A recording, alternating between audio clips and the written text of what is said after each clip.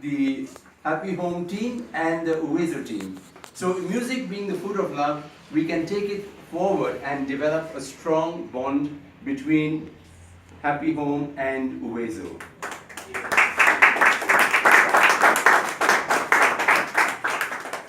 Our grateful thanks to the trustees, the director, the principal, the management and staff of Happy Home for accepting our invitation to come to Rwanda.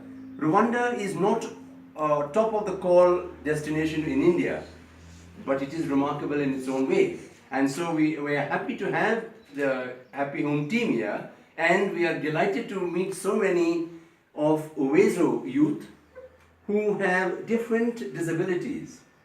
And we do believe that we can take this collaboration to the next level.